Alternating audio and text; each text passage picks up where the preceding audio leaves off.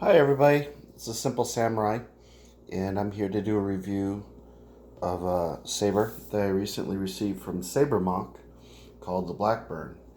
And forgive the settings here, it's in the kitchen of my house, and you work with what you have. And since the house is vacated, it was pretty much just an easier situation for me to do my review here. I like the lighting, and here we go.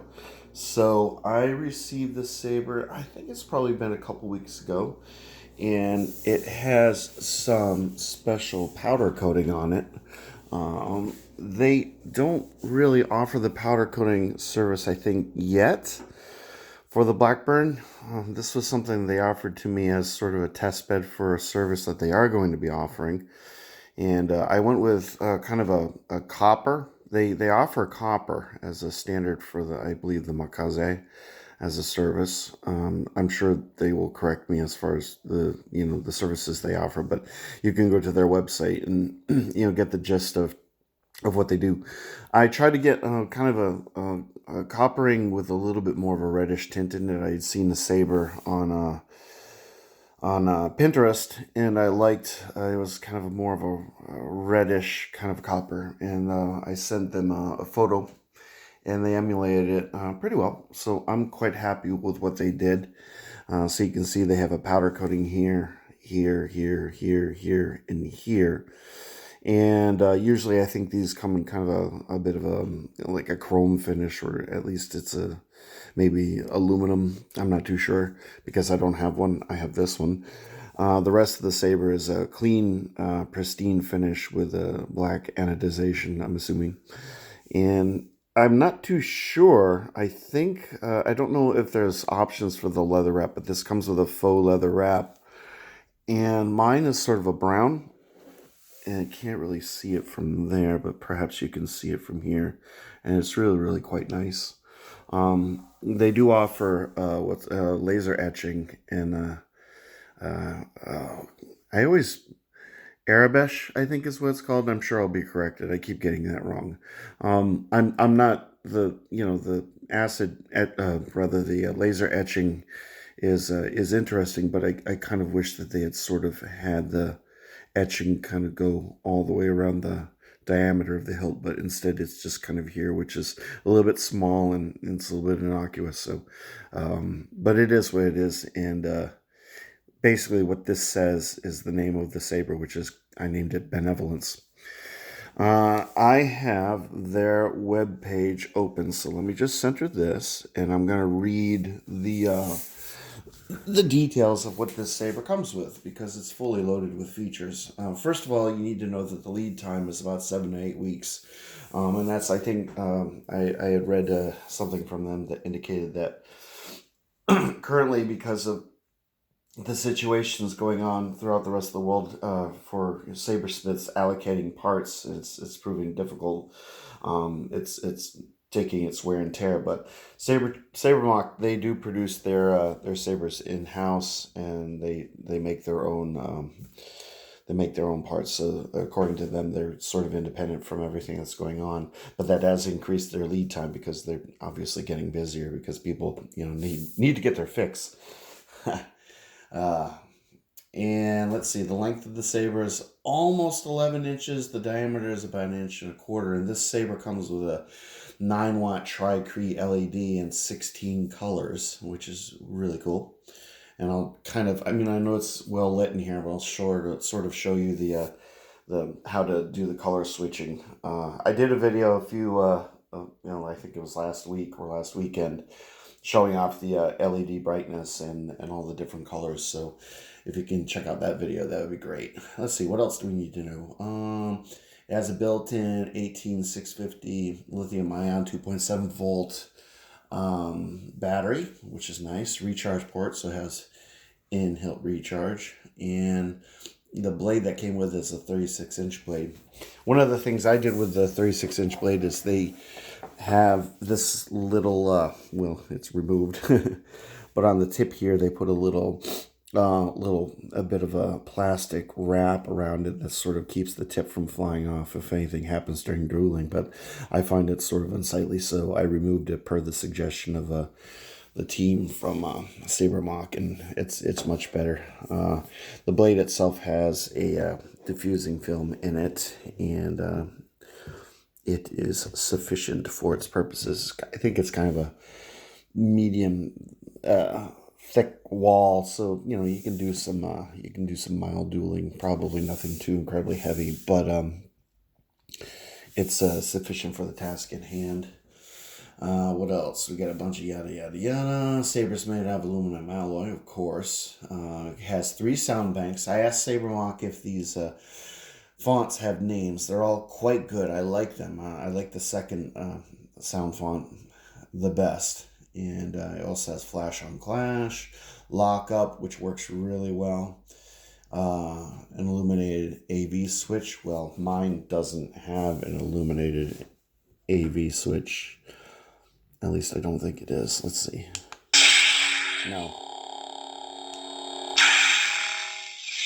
So that's a bit of a misnomer.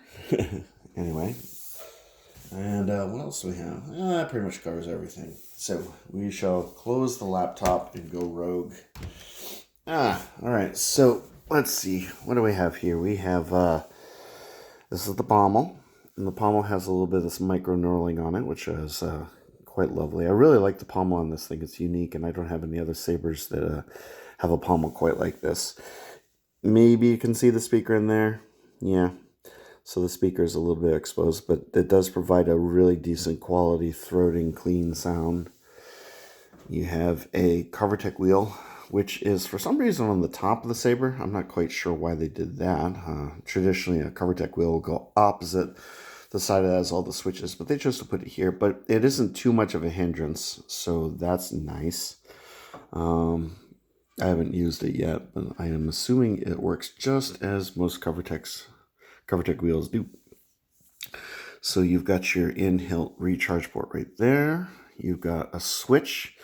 I'm constantly, when I'm trying to use this saber, swinging it and spinning it, and just all of my attempts to wield it, I'm always hitting this switch and activating the blaster block. My hand tends to wander on the hilt, so it may just simply be my fault. But I'm constantly clicking this switch, and nothing I do really alleviates that too much. So just be aware, it does have kind of a clicky switch, but I haven't had the saber actually turn off on me because you have to sort of hold the button for a few seconds. So that, it's all good in the end. It's not too much of a hindrance. This whole array here is held on by a screw here and a screw that's underneath the wrap. And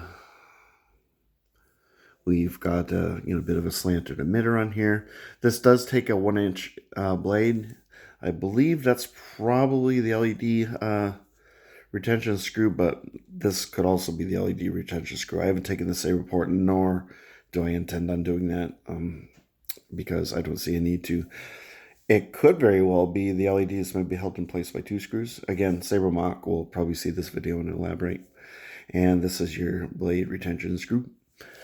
And the saber does come with a recharge cable, which is quite nice. And of course, the end here goes boom, thusly. And this will go into your device. And recharge time, it's usually about 2 to 3 hours on a lithium-ion 18650 battery. That's kind of a standard situation that you'll find with that's one of the more commonplace batteries, unless you start getting an Ultra Saber or something like that, where for some reason they don't use that format, which is odd because that's an industry standard. Anyway, what else do we have? Well, let's go through the features. So obviously you have on, and you can hear how loud that is. This is extremely loud. The blade's extremely bright. The colors are all rich and vibrant. I've got it set to my favorite, which is light blue, Arctic blue, cyan, what have you. And even in this lit situation, you can see that it lights pretty much all the way to the tip. So the LEDs are amazing. I'm really happy with the brightness. Now for font changing, you just hold the switch for a second or two. You hear a boot sound, and it's on. Sorry if this is actually louder than I expected it to be in this room. That's impressive. I'll get there. I think I just activated the mute, but now it's to a sound font. We'll cycle through the 3, and then you'll see that the 4th is essentially a mute. This one has kind of like this little ringing sound in the background, which is kind of interesting. The second one's my favorite.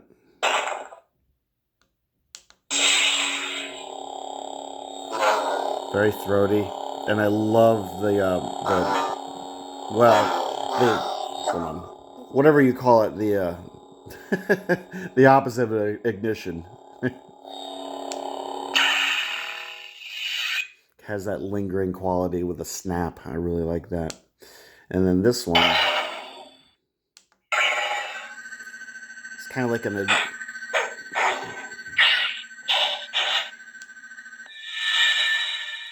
Imperial Knight sort of font. And then the third one is simply mute, because who doesn't need mute? And when you have, let's see, I'll turn that off.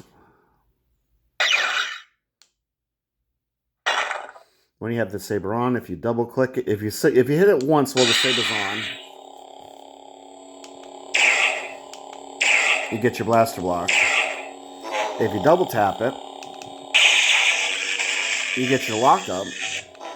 And if you hit it rapidly 3 times, which is a little tricky, let me stabilize it.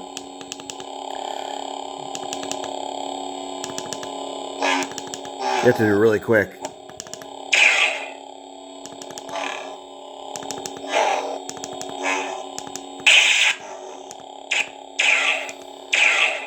I get weary. For some reason, I can't do it now.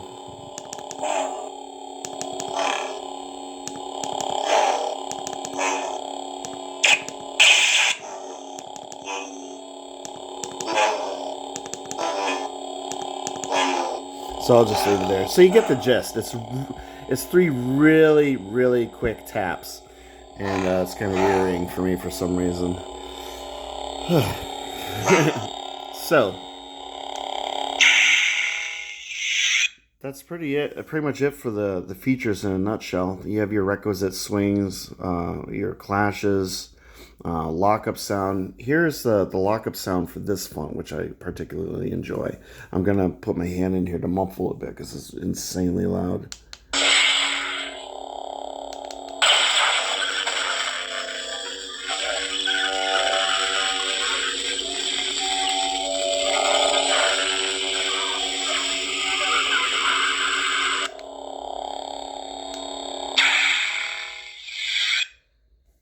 So as you can see, Saber kind of ticks all the boxes. You get the variety of the sound fonts. All the sound fonts are pretty unique from what you might usually get, from any of the other brands out there that offer 3 Saber, sound fonts. You get a really loud, crisp sound. You get a bright blade with just chock full of effects. Right across the board, the Saber kind of ticks all the boxes, and I'll just give you a little bit of a visual tour up close here. Get right in there so you can see it.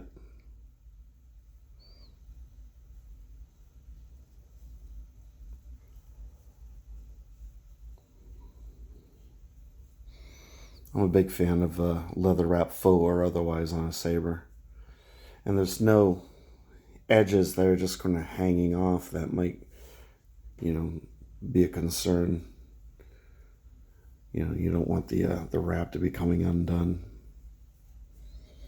This is, of course, the main choke point here. And like I said, just avoiding, clickety clacketing on this. I mean, you just kind of with it on.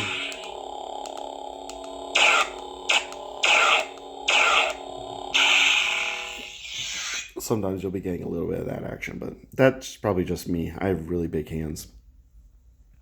But you can easily, handle the saber up here. You can handle it two-handed. You can handle it down here. It's easy to avoid that situation. And there you have it. That is essentially my review for my BlackBurn. And I will put a link to Sabermach's website. And if anybody has any questions regarding this saber and my experiences with it, please feel free to comment. And if you're so inclined, I would appreciate it if you subscribed. That would be really awesome. And like or dislike, whatever your preference is, you are in complete control. You have carte blanche. You have the freedom to do what you want. So that wraps up my review of the Sabermach BlackBurn, readily available on their website.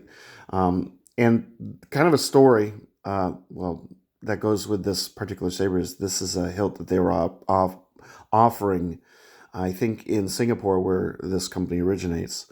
They have a Comic-Con, and they would attend Comic-Con, and I think that they were doing sessions where people could go and either purchase or maybe work on or produce their own saber, do something to that effect.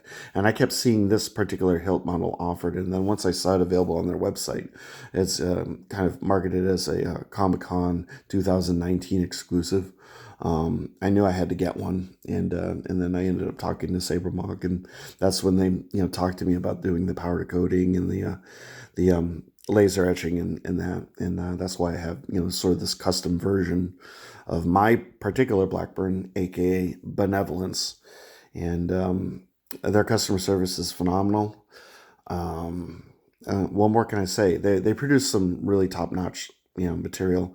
I do have a makaze or makaze, depending on how you feel like pronouncing it. And eventually, after I do the unboxing in the review for that particular saber, which I haven't received yet, I'll do a comparison between this one and that one. The makaze is the 2018 Comic-Con exclusive. And then eventually, probably within the next year or so, I really have to financially, get myself prepped. I'll probably be getting a Spectre, and I don't know if I'll get like an LED or a NeoPixel, but regardless, it will be equipped with CFX. So that's my plan for the future. In the meantime, if you want to see a review of the Spectre, City of Sabers has a really comprehensive review of that particular saber, and it's a marvel to behold if you're a Kane and Jarrus fan. It's just a wonderful saber, and probably the most accurate representation of Kane and Jarrus saber that's available on the market, and the highest quality went into that particular saber, as did this one. So now I'm actually officially done with the review, and I thank you for watching, and I hope everyone has a really, really, really safe, healthy, and marvelous weekend. And I will talk to you later. Take care now. Bye, y'all.